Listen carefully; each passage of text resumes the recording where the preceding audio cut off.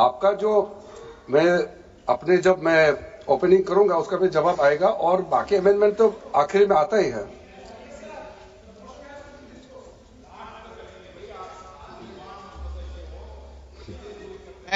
चलिए माननीय मंत्री जी।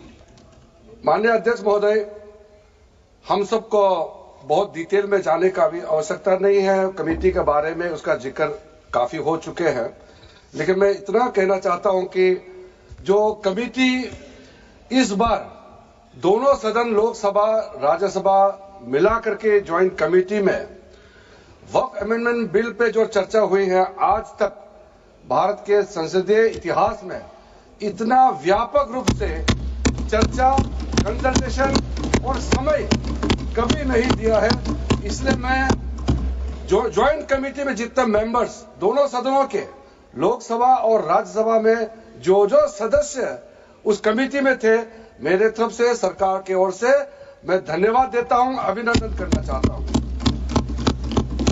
अध्यक्ष महोदय जी, कुल मिलाकर के 97,27,772 याचिकाएं ऑनलाइन, फिजिकल, मेमोरेंडम के रूप में, रिक्वेस्ट के रूप में और सुझाव के रूप में पूरे तरह से सरकार ने देखा है। वो जेपीसी के माध्यम से हो या डायरेक्ट दिया हो, हमने सब उसको देखा है। इससे बड़ा कभी भी, इससे ज्यादा संख्या में किसी भी बिल कपर में लोगों का याचिकाएं नहीं आया आज तक।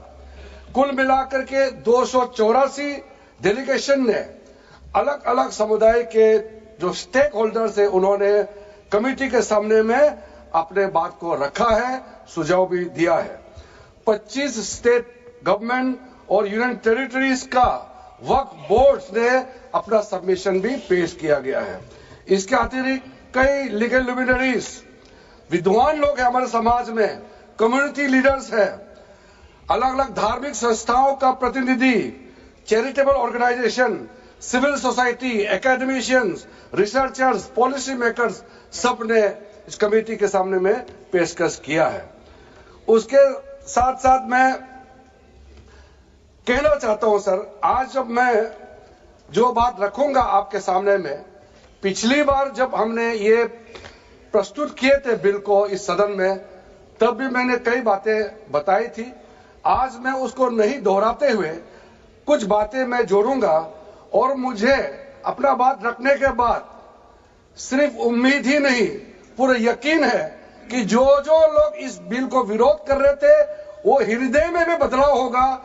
पॉजिटिव सोच के साथ इस बिल में सब समर्थन करेंगे, ये मैं विश्वास के साथ आगे अपना बात रखना चाहता हूं। क्योंकि मैं पॉजिटिव नोट से बात रखना चाहता हूं, तो इसलिए एक मेरे जो मन की बात है मैं कहना चाहता हूं, तो इससे अच्छा संदेश जाए। किसी की बात कोई, अध्यक्ष महोदय, किसी की बात कोई बदगुमान ना समझे, इस जमीन का दर्द कभी आसमान ना समझेगा। ये मैं दिल से कह रहा हूं, क्योंकि अच्छा सोच के साथ, बड़ा दिल के साथ, खुले मन से मैं ये प्रस्ताव आपके सामने में पेश कर रहा हूं। सर, कई लोगों ने अपने अपने तरीके से बातें रखी हैं। किसी ने कहा ये प्रावधान अनकॉन्स्टिट्यूशनल है, गैर संवैधानिक है। किसी ने कहा ये इलीगल है, अनलॉफुल है। सर, ये बिल जो हम लोग जिक्र कर रहे हैं, कोई नया विषय नहीं है। आजादी से पहले ये बिल, जब पहली बार मुसलमान वक्फ वैलिडेटिंग एक्ट पास किया गया था 1913 में, तब से इसका इतिहास शुरू होता है। उससे पहले प्रीवी काउंसिल ने 1894 में इनवैलिडेट किया था वक्फ अल औलाद को। बाद में उसका प्रॉपर लीगल फॉर्म में 1913 के बाद फिर 1923 में द मुसलमान वक्फ एक्ट लाया गया था, जिसमें अकाउंटिंग और ट्रांसपेरेंसी के बारे में ये जोर उसको देते हुए ये एक्ट पास किया गया था। उसके बाद 1930 में द मुसलमान वक्फ वैलिडेटिंग एक्ट लाया गया है, जो रीइंफोर्स करता है legal validity of the family waqf. परिवार में जो वक्फ होता है उसको जोड़ देते हुए ये बिल लाया गया है। उसके बाद आजादी के बाद 1954 में 1954 में वक्फ एक्ट पहली बार आजाद भारत का एक्ट बनी और उस समय स्टेट वक्फ बोर्ड का भी प्रावधान उसी 1954 एक्ट में प्रावधान किया गया था। उस समय से लेकर के कई संशोधन के साथ में 1995 में व्यापक रूप से यह वक्फ एक्ट बनी है। तो उस समय किसी ने नहीं कहा कि यह एक्ट अनकॉन्स्टिट्यूशनल है, किसी ने नहीं कहा उस समय यह अनलॉफुल है। आज जब हम उसी बिल को सुधार के ला रहे हैं तब आपको यह अनकॉन्स्टिट्यूशनल अनलॉफुल का यह शब्द इस्तेमाल करने का आपको यह नौबत कैसे आया, यह सोच क्यों आया? अगर आप सच्चे दिल से सोचते हैं और मन साफ होते हैं तो आप तर्क पे जाते हैं। इस संशोधन बिल में जो जो तर्क है आप उसमें बात कीजिए, आप उसको छोड़ के जो कोई लेना देना नहीं है बिल में उसका बात आप लेकर के लोगों को गुमराह करने का बरगलाने का काम जो किया है उसको मैं शुरू में साफ करना चाहता हूं। अध्यक्ष महोदय जी, 1995 में ट्राइब्यूनल का पहला व्यवस्था किया गया है ताकि वक्फ बोर्ड का कोई भी निर्णय किसी को अगर पसंद नहीं है या उसको चैलेंज करना चाहता है तो वक्फ ट्राइब्यूनल वहां आप जा सकते हैं। उसका प्रावधान पहले बार हुए हैं और उस समय यह भी फैसला हुआ कि 5 लाख से ज्यादा आमदनी किसी वक्फ प्रॉपर्टी में है उसके लिए सरकार एग्जीक्यूटिव ऑफिसर्स अपॉइंट किया जाएगा। ये भी 1995 में शुरुआत की है। अध्यक्ष महोदय जी, ये आज एक ट्रिगर पॉइंट क्यों हुआ है? ये अमेंडमेंट बिल लाने का आवश्यकता सबसे ज्यादा शुरुआत कहां से हुई?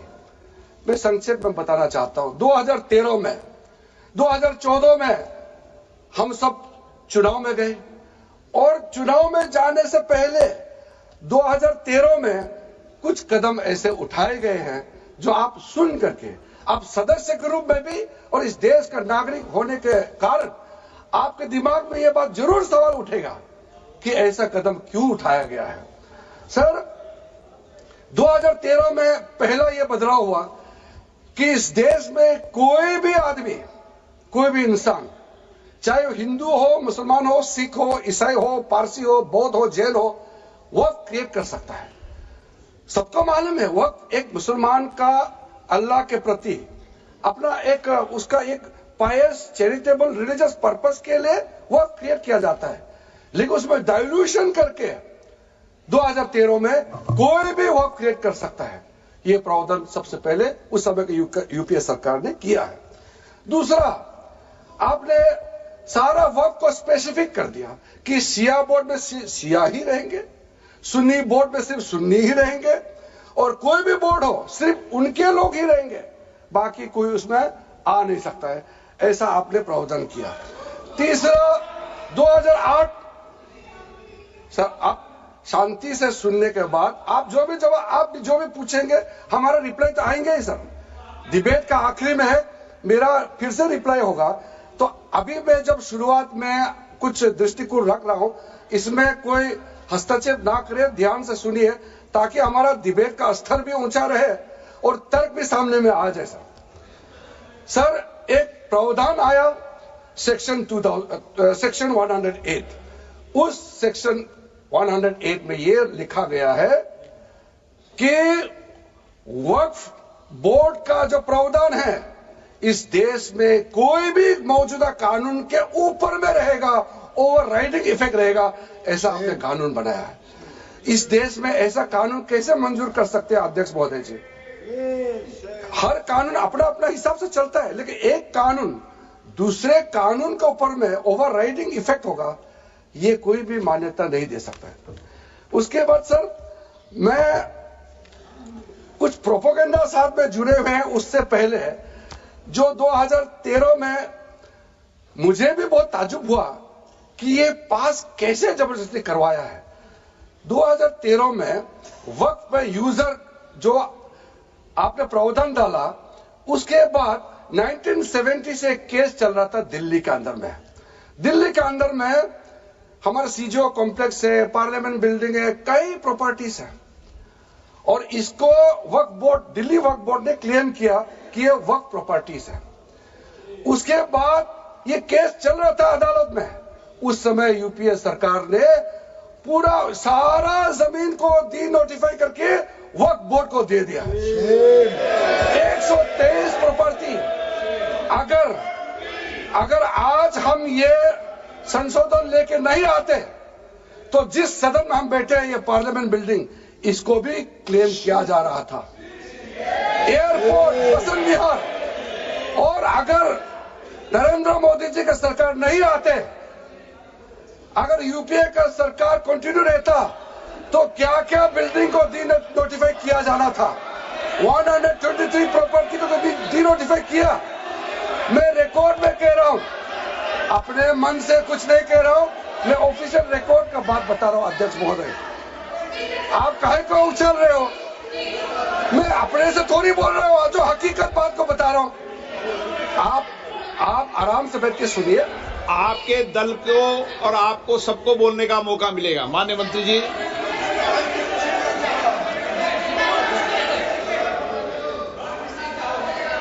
सर, मैं फिर से कह रहा हूं, मैं एक शब्द अपने ओर से नहीं कह रहा हूं।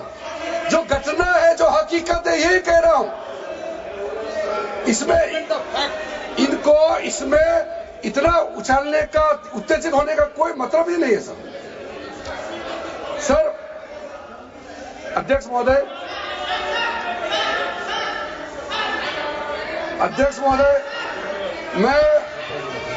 मैं आपके माध्यम से सदन को कहना चाहता हूं कि जो संवैधानिक बात उठा करके लोगों को गुमराह करने का जो प्रयास किया जा रहा है, उसको भी देश के सामने में सही बात रखना बहुत ही जरूरी है। एक बात बार बार इन लोगों ने कहा गया है कि ये जो वक्फ अमेंडमेंट बिल है, ये आर्टिकल 25, आर्टिकल 26, आर्टिकल 30 का उल्लंघन करता है करके इन्होंने इल्जाम लगाया। पढ़ चुका हूं, आप पढ़ लो। कभी भी डिबेट के बीच में पॉइंट ऑफ ऑर्डर नहीं होता है। व्यवस्था दे दी है, पठवाना कभी। माननीय मंत्री जी बोलिए।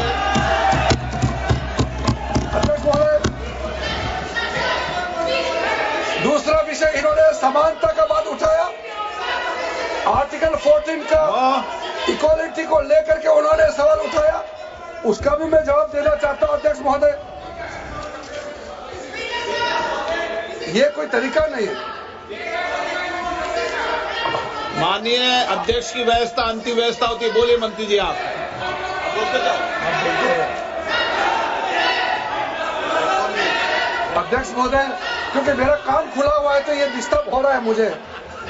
मैं अभी ये फैन की बात करता हूं। अध्यक्ष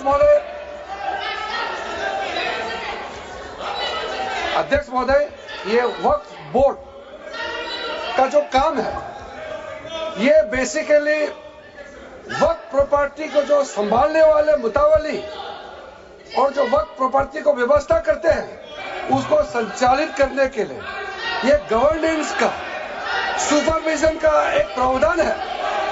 किसी भी तरीके से वक्फ बोर्ड वक्फ प्रॉपर्टी को मैनेज नहीं करता है। वक्फ बोर्ड वक्फ प्रॉपर्टी मैनेजमेंट में हस्तक्षेप नहीं करता है। आप साफ साफ सुन लीजिए,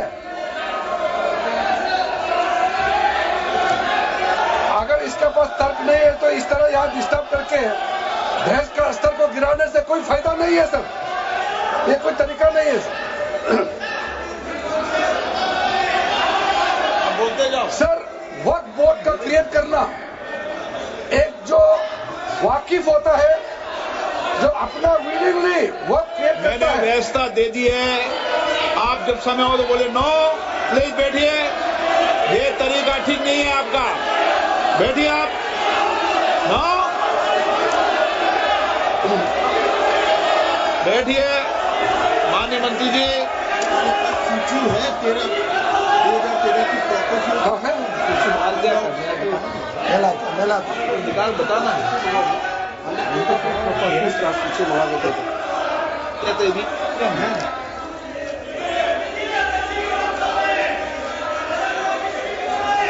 अध्यक्ष महोदय, सबको बोलने का मौका मिलने वाले हैं, तो कम से कम बात को शांति से सुनने के बाद आप अपना बात रखिए।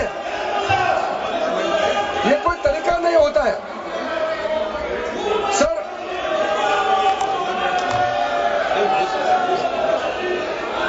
अध्यक्ष महोदय, ये जो उन्होंने गुमराह करने का कोशिश किया गया है, ये मैं कुछ केसेस आपको बताना चाहता हूं सर। आप देखिए आर्टिकल 25(1) क्या कहता है, संविधान का अनुच्छेद आर्टिकल 25(1) कहता है, subject to public order, morality and health and to the other provisions of this part, all the persons are equally entitled to freedom of conscience and the right freely to profess, practice and propagate religion। Sir, government किसी भी धार्मिक व्यवस्था को, किसी भी religious institution, कोई धार्मिक काम में हस्तक्षेप करने नहीं जा रहा है, ना ही वक्फ बोर्ड किसी धार्मिक स्थल का व्यवस्था में कोई भी तरीके से हाथ डालने का प्रावधान है, बिल्कुल नहीं है सर। आप अगर हम कोई नमाज, सर ये क्या झूठ बोल रहे हैं, ये कॉन्स्टिट्यूशन, हम कॉन्स्टिट्यूशन का प्रावधान पढ़ रहे हैं फिर भी झूठ बोल रहे हैं, ये कॉन्स्टिट्यूशन को नहीं मानते हैं सर। किसी मस्जिद का मैनेजमेंट को हम हस्तक्षेप करने का कोई इसमें प्रावधान नहीं लिया जा रहा है। एक मिनट माननीय सदस्य, आप भारत की संसद में बैठे हो, गरिमा मर्यादा बनाए रखो, बैठे बैठे टिप्पणी मत करो। हाँ, आपको जब मौका मिलेगा आप अपनी बात कहना, बैठे बैठे टिप्पणी नहीं कर सकते, ये संसद की मर्यादा नहीं है, ऐसे नहीं चलेगा सदन।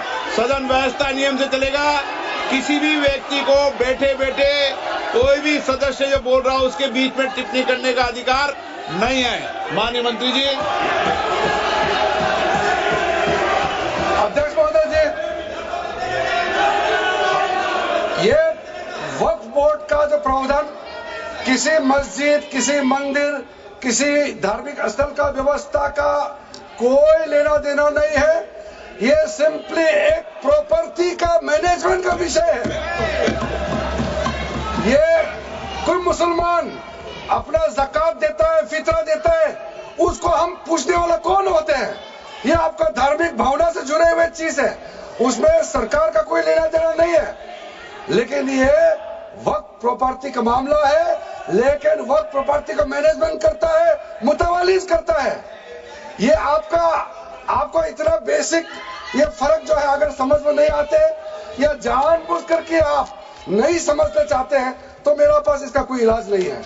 अध्यक्ष महोदय जी, ये आपके माध्यम से मैं फिर से कहना चाहता हूं कि ये सर क्या ये ऐसा बहस नहीं होता है जी। आप लोग का तर्क रखने का समय में बोलिए, बीच में कमेंट पास करने से सर हमारा पॉइंट का फ्लो भी बिगड़ता है और आवाज भी ठीक नहीं हो, आवाज भी ठीक से नहीं जाएगा। आप क्या चीज को जवाब देंगे सर? इसमें मैं कई ऐसे केसेस है जिसको मैं रेफर कर सकता हूं, लेकिन सदन में 3 केसेस का मैं रेफर करूंगा तो दूध का दूध, पानी का पानी हो जाएगा कि ये धार्मिक व्यवस्था से कोई लेना देना नहीं है। आपको मैं पहला एग्जांपल देना चाहता हूं, सैयद फजल पकुया Thangal versus union of India. इसमें क्या केरला हाईकोर्ट का फैसला है। केरला हाईकोर्ट ने कहा the Waqf board is a statutory body, pure and simple. It is not a representative body of the Muslim community. ये हाईकोर्ट का ऑर्डर है।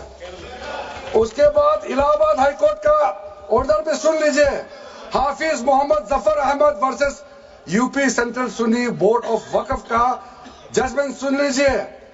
ए मुतावाली's right is purely a right of management of the property and is not a proprietary right.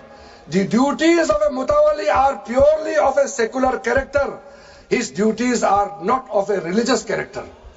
इतना clear cut ruling है।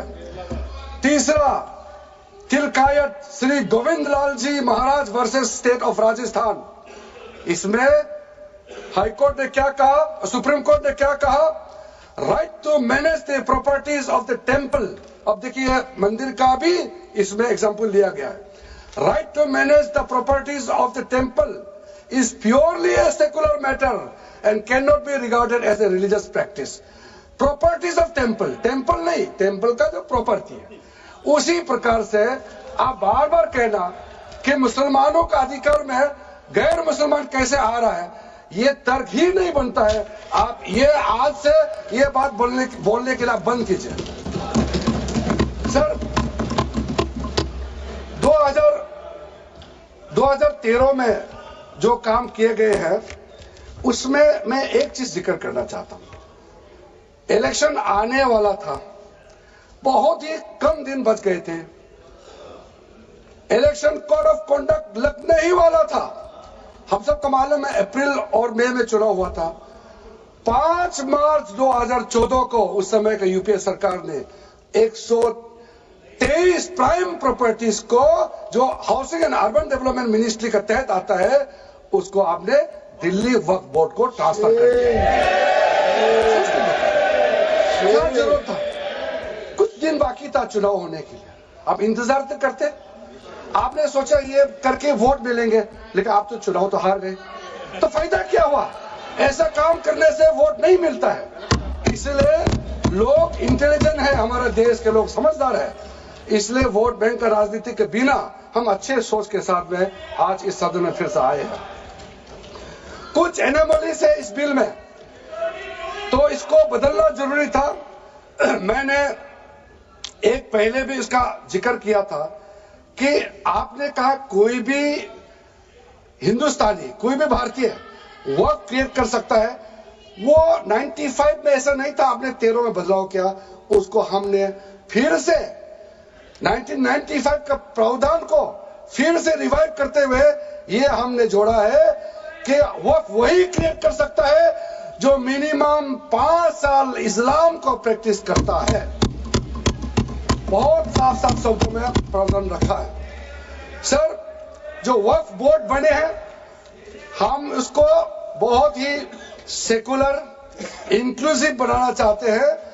आपका पुराना प्रावधान को हटा करके अब हमने कहा है कि वक्फ बोर्ड में शिया भी रहेंगे, सुन्नी भी रहेंगे, बोहरास भी रहेंगे, आगा खानिस भी रहेंगे, मुसलमानों में जो बैकवर्ड है, पिछड़े लोग हैं वो भी रहेंगे, और साथ साथ में महिला भी रहेंगे और एक्सपर्ट नॉन मुस्लिम भी रहने का प्रावधान रखा गया है।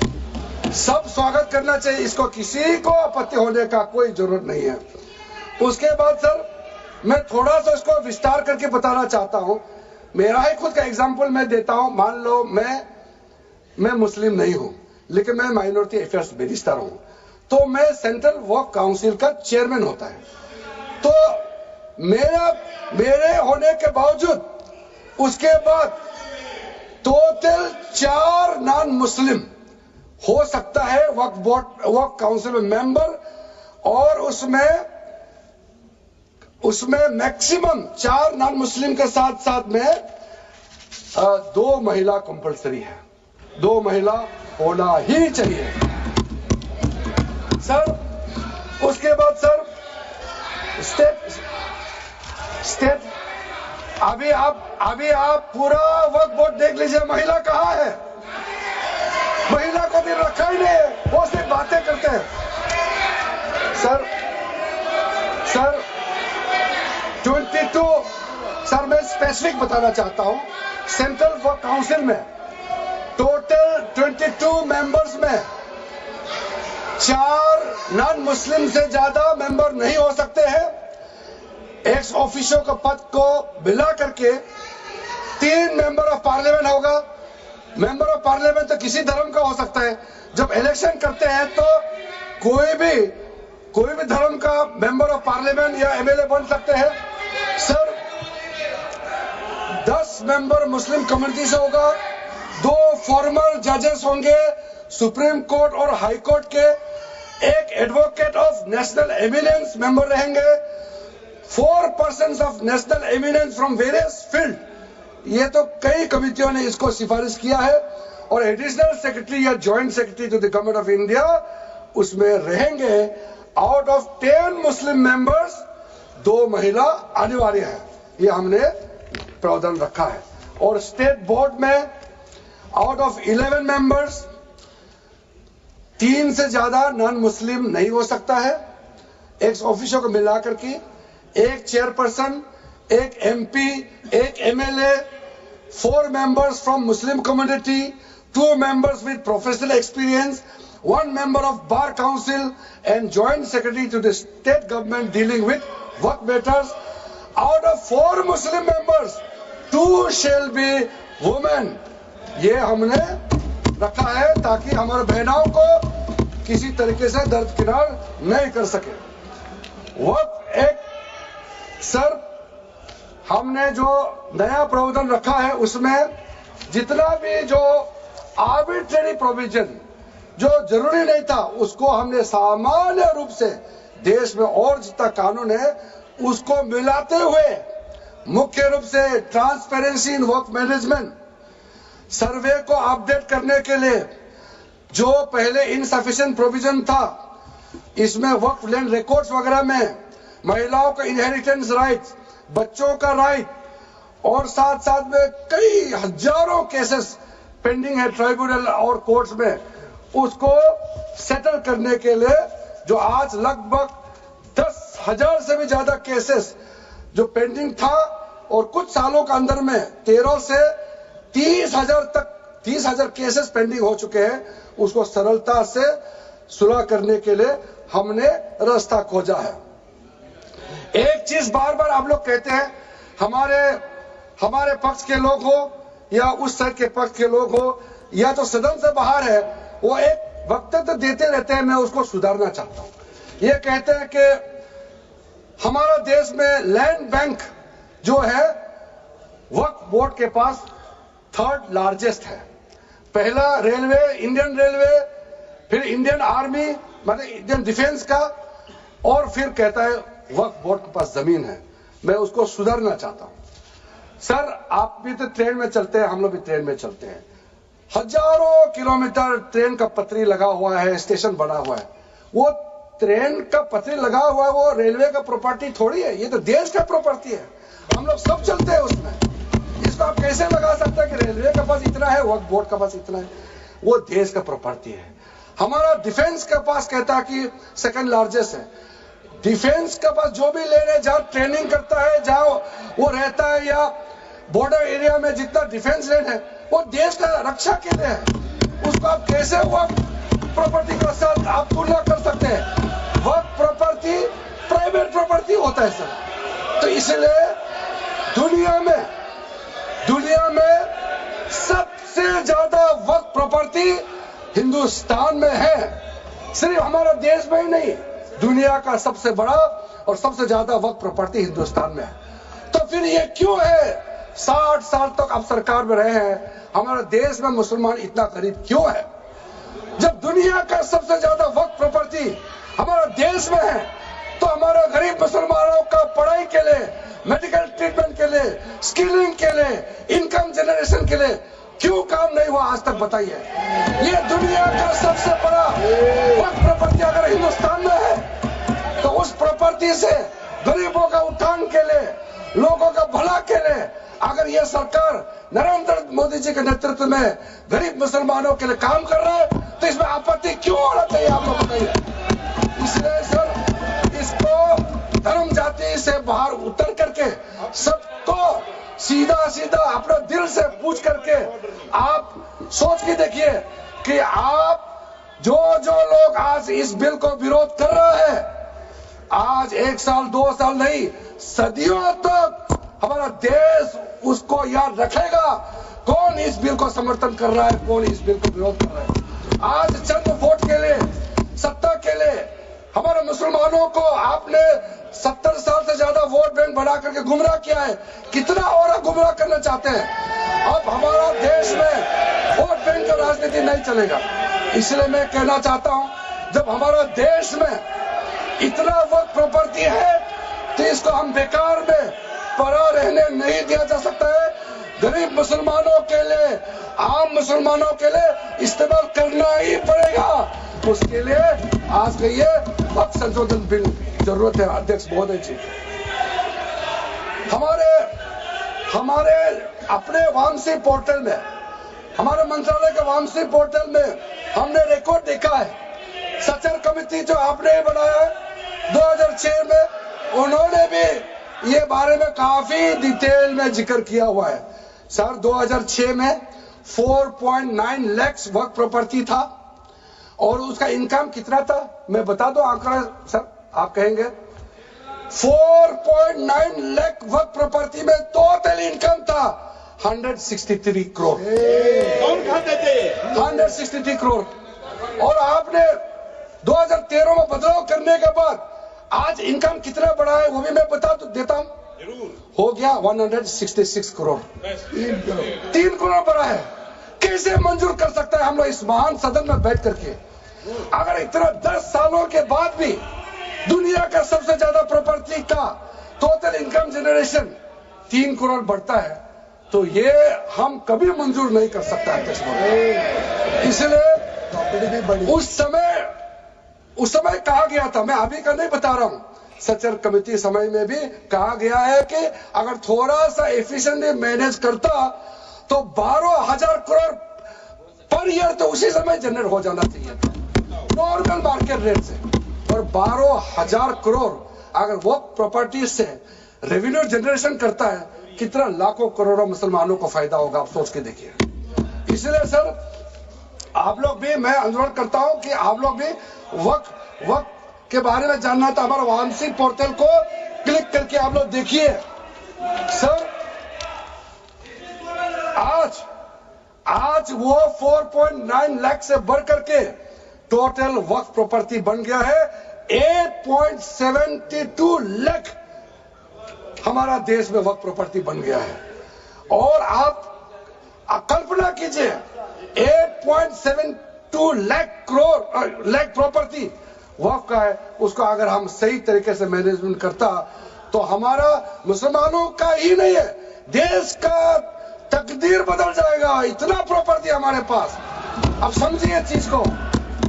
सर मैंने अभी कई राज्यों का दौरा किया।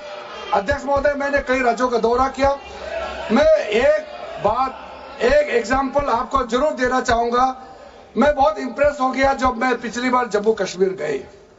जम्मू कश्मीर में हमारा नई वहां वक्फ बोर्ड का चेयरपर्सन बनी और मैंने पूछा कि आप जब वक्फ बोर्ड का चेयरमैन बनी तो उस समय क्या हालत थी और आज क्या हालत है।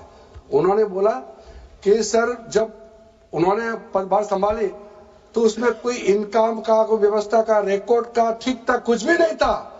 और उन्होंने आने के बाद 40 करोड़ रेवेन्यू इनकम उन्होंने जनरेट करना शुरू किया, मुझे पता है। और उसके वजह से वह काफी अच्छा काम कर रहा। मैं हजरत बल श्राइन भी गए और वहां भी मरम्मत चल रहे हैं। इतना पुराना श्राइन है, दुनिया के लोग आते हैं, बहुत खूबसूरत से उसका सारा आसपास का ब्यूटिफिकेशन का काम भी चल रहा है। अगर अच्छा काम करेगा, रेवेन्यू बढ़ेगा तो सबका फायदा होगा सर। इसलिए सर आप लोग आज बिल को समर्थन करने के बाद मेरे ऑफिस में आइए। 1 साल के अंदर में इसका ट्रांसफॉर्मेशनल इंपैक्ट क्या होता है मैं ही आप लोगों को बता दूंगा। सर वक्फ अमेंडमेंट जो बिल लाए हैं उसमें जेपीसी का कई रिकमेंडेशन है जिसको हमने समर्थन किया है और एक्सेप्ट किया। हमने इस बिल में लाया। इसलिए बोलना कि जेपीसी का आपका कमेटी का बात को माना ही नहीं है, आपका कमेटी का बात नहीं सुना गया है, वो गलत बात है सर। अध्यक्ष महोदय जी, पार्लियामेंट्री कमेटी जब बनता है तो उसका एक अपना सैंक्टिटी होता है और उस कमेटी में खुले बहस हुए हैं। उसमें मैं अंदर जाना नहीं चाहता हूं क्या हुआ है, लेकिन उनके बीच में कई ऐसे मुद्दे हैं जो हम लोग सरकार समझते हैं कि बहुत अच्छा सुझाव आया है, हमने उसको माना है। और कुछ छोटा अमेंडमेंट है जो बहुत जरूरी चीज है, वो अमेंडमेंट भी हम लेकर के आए हैं। इसके बाद जो पूरा ये सारा व्यवस्था देखने के बाद सबके मन में उम्मीद जागेगा। उम्मीद इसलिए जागेगा कि एक नए सवेरा आने वाला है, इसलिए नए एक्ट का नाम भी उम्मीद हो गया है। तो उम्मीद क्यों हुआ है सर, मैं आपको बताना चाहता हूं। ये जो unified Waqf management, empowerment, efficiency and development, full form उम्मीद है, इसका रखने का पीछे कारण है सर। ये उम्मीद क्यों है? अब ये यूनिफाइड वक्फ मैनेजमेंट पूरा रजिस्ट्रेशन से लेकर के म्यूटेशन, इंक्रोचमेंट का विषय, सर्वे, कलेक्टर का रोल, सारा विषय को मिला करके मैनेजमेंट का पूरा सिस्टम को ही बदलने के लिए हमने काम शुरू किया है। उसके बाद एम्पावरमेंट, कैसा एम्पावरमेंट होने वाला है? मैंने पहले भी जिक्र किया, मुसलमानों में भी जो शियास हैं, सुन्नीस हैं, बोरास, आकाकानीस, पसमानदा मुस्लिम्स है जिसको बैकवर्ड माना जाता है, और विशेष करके महिलाएं और बच्चों के लिए जो हमने प्रावधान रखा है, तो ये मुसलमान का कम्युनिटी के अंदर में इतना जोरदार स्वागत हो रहा है। अध्यक्ष महोदय, यहां में कुछ मेंबर विरोध जरूर कर रहे हैं, लेकिन मैं कुछ मेंबर को मेरे घर में मैं न्योता देना चाहता हूं, और जो मुस्लिम डेलीगेशन मेरे घर में आ रहे हैं, स्वागत कर रहे हैं इस बिल को, उसका भी नजारा आप लोग देख लीजिए। आपका सोच बदल जाएगा। आपको नहीं मालूम मुसलमानों में कितना भयंकर समर्थन कर रहा है इस बिल को लेकर के, आप लोग को मालूम ही नहीं है। करंट अंदर में गरीब मुसलमानों का तो संदेश बार बार आ रहा है कि जल्दी पास कीजिए इस बिल को, इसलिए आप लोग संदेह में मत रहिए। एफिशिएंसी को हमने बढ़ाने का काम किया है।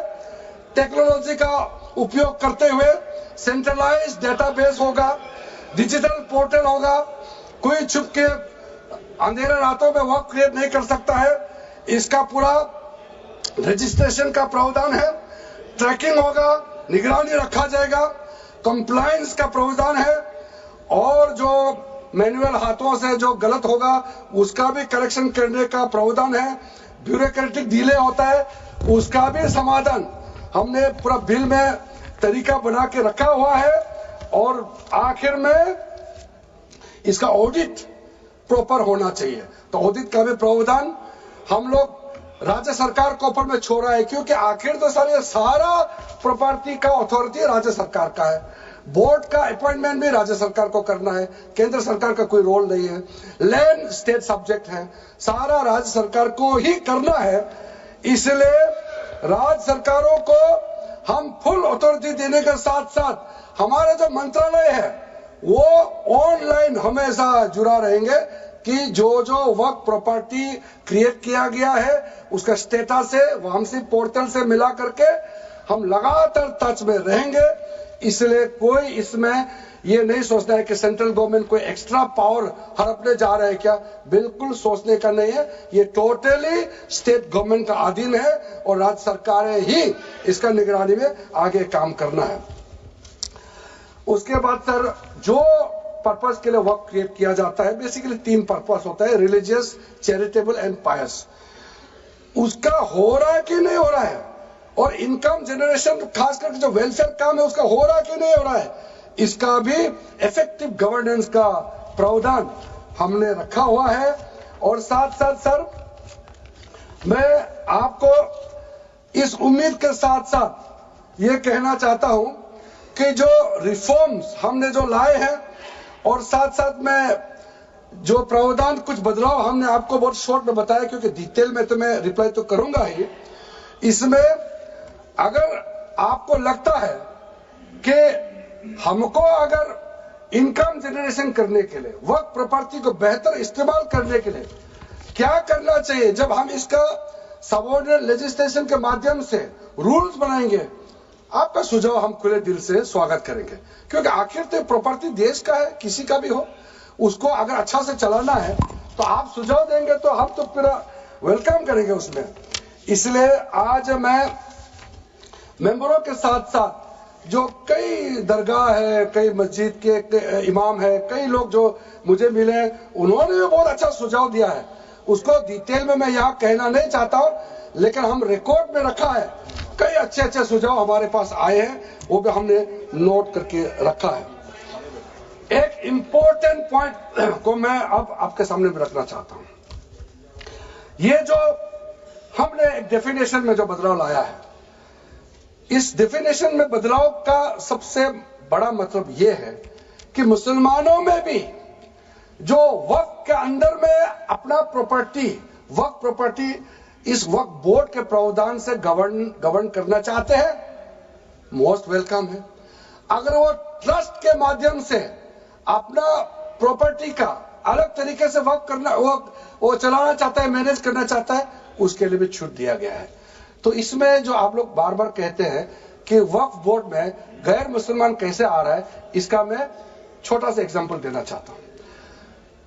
अभी हम लोग किसी धर्म, किसी जाति का हिसाब से तो हम एमपी नहीं बने हैं, हम तो ऐसे सिटीजन होकर के एमपी बने हैं। तो अगर मेरा कॉन्स्टिट्यूंसी वाला हमको कहेंगे कि किरण रिजिजू मेरा यहाँ नहीं आ सकता है, हमारा धर्म और तुम्हारा धर्म अलग है, तो कैसे होगा? मैं तो एज एमपी, मेरे पास अथॉरिटी है, मैं जा सकता हूँ। उसी प्रकार से आपका ट्रस्ट है, ट्रस्ट को चलाता है चैरिटी कमिश्नर। तो ट्रस्ट वाला कैसे कहेंगे कि चैरिटी कमिश्नर मेरा जात का ही होना चाहिए? चैरिटी कमिश्नर तो गवर्नेंस को संभालने के लिए है, चलाता तो ट्रस्ट है। उसी प्रकार से आप कैसे कह सकते कि मेरा वक्फ प्रॉपर्टी को देखने के लिए वक्फ बोर्ड में गैर मुसलमान नहीं हो सकता है? आप कैसे कह सकते हैं? ये तर्क को आप थोड़ा गहराई से सोचिए, क्योंकि ये बार बार कहा गया है। मैं नाम नहीं लूंगा, वो बाद में तो बोलेंगे हमारे कुछ लोग हैं कि मुस्लिम का अफेयर्स में नॉन मुस्लिम क्यों आ रहा है। अरे ये धार्मिक व्यवस्था से कोई लेना देना नहीं है, मैं बार बार कह रहा हूं। इसलिए ये प्रॉपर्टी है, वक्फ प्रॉपर्टी है, आप लोग इसको समझिएगा।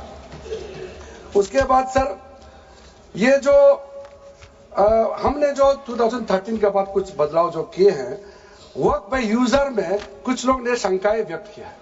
कह रहा कि वक्फ बाय यूजर हटाने का बाद अब सरकार जो है मस्जिदें छीन लेंगे, दरगाह छीन लेंगे, मुसलमानों का प्रॉपर्टी छीन लेंगे, ऐसे बोलते हुए मैंने सुना है। इस तरह का कई जगह में बोला है। मैं इसमें साफ साफ कहना चाहता हूं, हम लोग सब हर किसी ना किसी राज्य से आते हैं। We all belong to each and every part of our country. We are together. We may belong to different states and union territories, we are all Indian. ये अथॉरिटी राज्य सरकार को हमने कैसे दिया? जो प्रॉपर्टी वक्फ यूजर को हम लोग ने हटाने के बाद ये प्रावधान सुरक्षित किया है, ऑथोराइज किया स्टेट गवर्नमेंट को कि जो प्रॉपर्टी रजिस्टर्ड हो चुके हैं, जब नमाज पढ़ते हैं, रजिस्टर्ड है, डॉक्यूमेंट है, उस पे कोई हस्तक्षेप नहीं होगा। ये कानून प्रोस्पेक्टिव है, रेट्रोस्पेक्टिव नहीं है। ये आप लोग बहुत क्लियर से सुन लीजिए। ये किसी का जमीन छीनने का कानून नहीं है। ये किसी का राइट, किसी का हनन करके उसका प्रॉपर्टी को हड़पने का नहीं है। राज्य सरकारों को अधिकार दिया गया है कि जो ऑलरेडी रजिस्टर्ड है उसका तो कोई डिस्प्यूट नहीं है, लेकिन जो डिस्प्यूटेड है, जो कोर्ट में पेंडिंग है, उसको हम यहाँ कानून बना के कैसे हटा सकते हैं? कोर्ट का पावर को तो हम ले नहीं सकते सर। इसलिए यहाँ बार बार ये लोग माइक बजा बजा करके झूठ 100 बार भी बोलो, कुछ होने वाला नहीं है। सिटीजनशिप अमेंडमेंट बिल जब लाया गया था, वही लोग हैं जिन्होंने कहा था कि सिटीजनशिप अमेंडमेंट बिल पास होकर एक्ट बन जाएगा तो मुसलमानों का हक छिन जाएगा, उनका नागरिकता खत्म हो जाएगा। आज सीए लागू हो गया, बताइए किसी मुसलमान का अधिकार छीना है? किसी मुसलमान का नागरिकता छीना है? बताइए, क्या आप माफी मांगेंगे?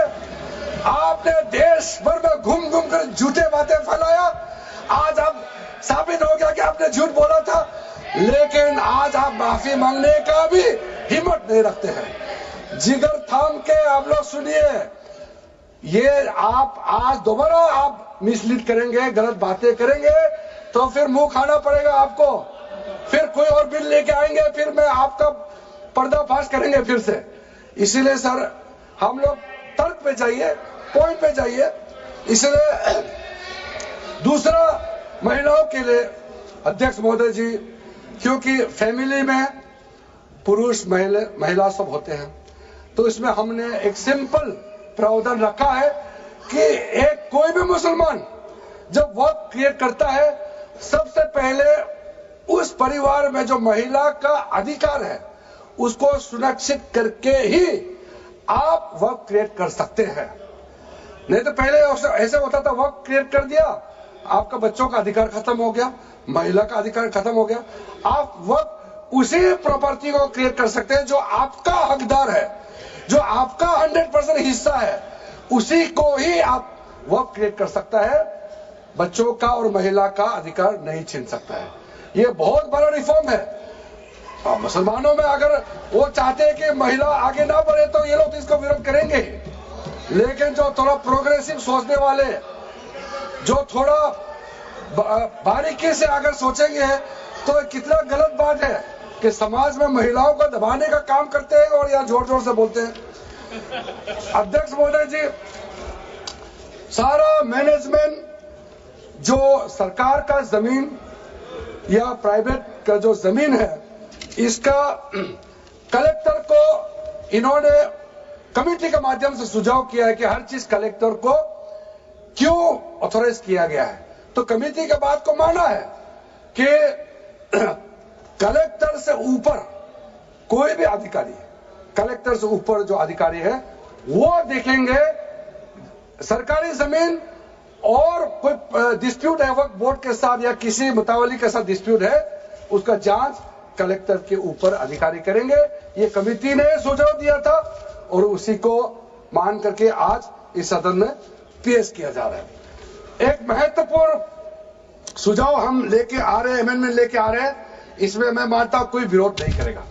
ये इसमें शुरू में छूट गया था, मैं सर खुले दिल से आपको कहना चाहता हूं, लेकिन बहुत सोच समझ के साथ ये प्रावधान अमेंडमेंट हम लेके आ रहे हैं कि जब आप वक्फ प्रॉपर्टी क्रिएट करेंगे तो ऐसा नहीं होना चाहिए कि आप ट्राइबल एरिया में जाकर के आदिवासी का जमीन को आप वक्फ क्रिएट कर दें, ये नहीं होना चाहिए।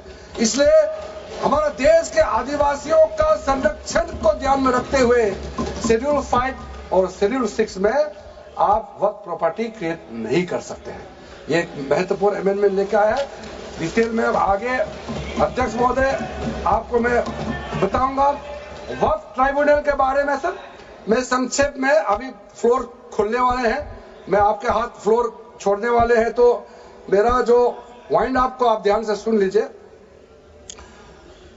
जो ट्राइब्यूनल है, ट्राइब्यूनल में 2 मेंबर का हमने प्रस्ताव रखा था, तो कमेटी ने कहा कि 2 मेंबर ठीक नहीं है, इसमें 3 मेंबर होना चाहिए। ये प्रस्ताव भी मंजूर किया गया है।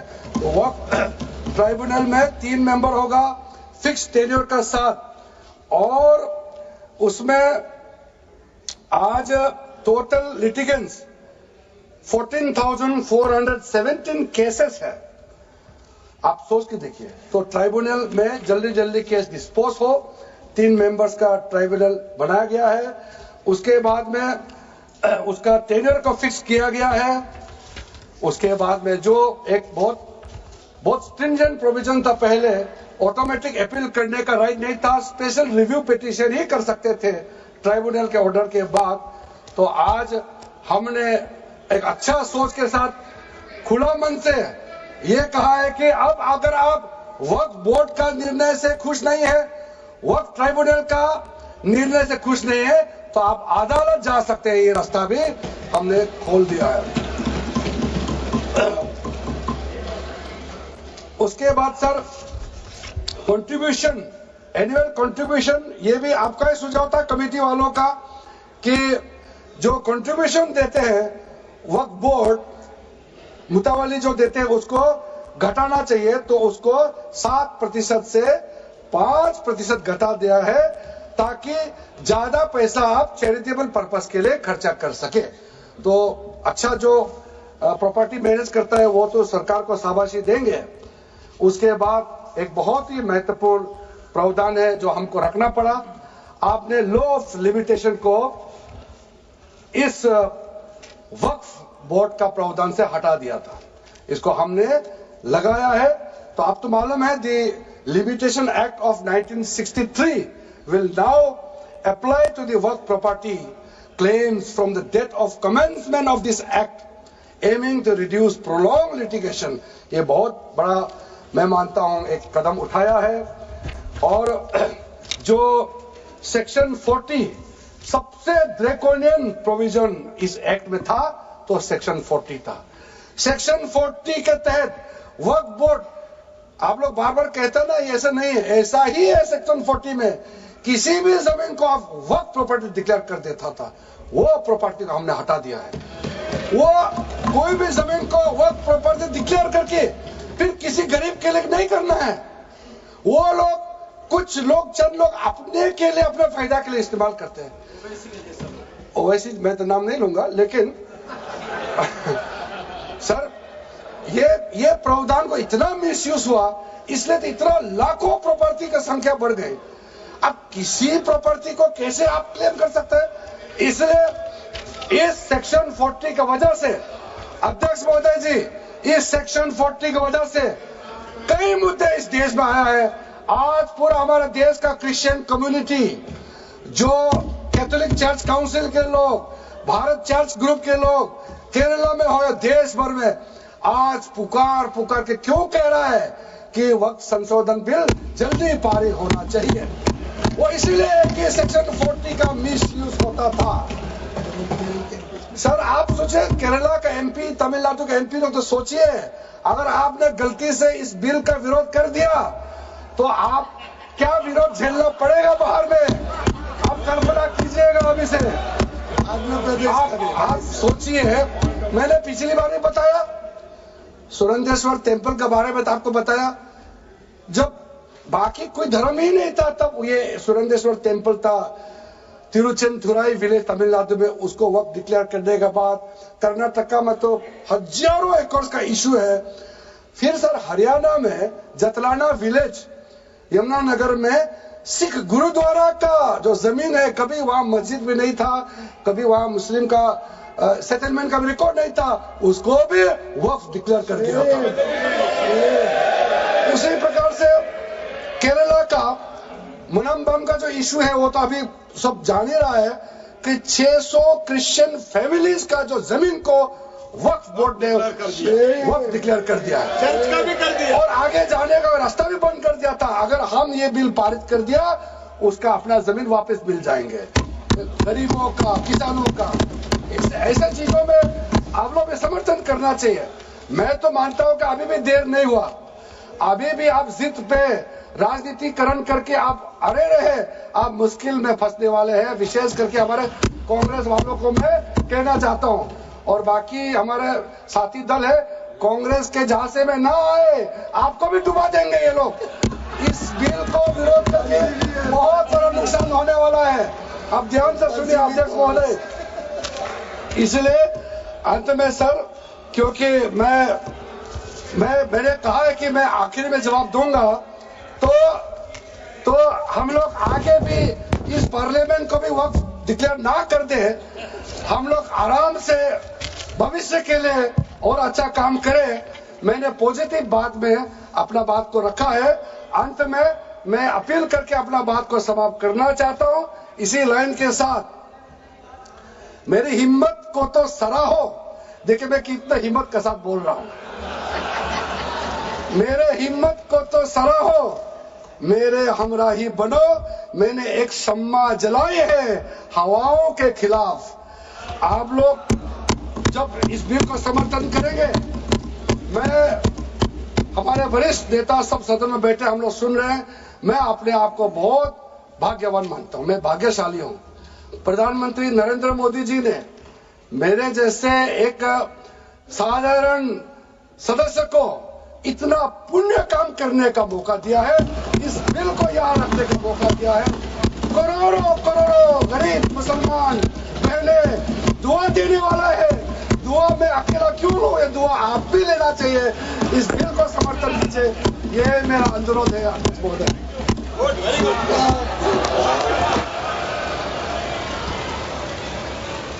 श्री गौरव गोगोई।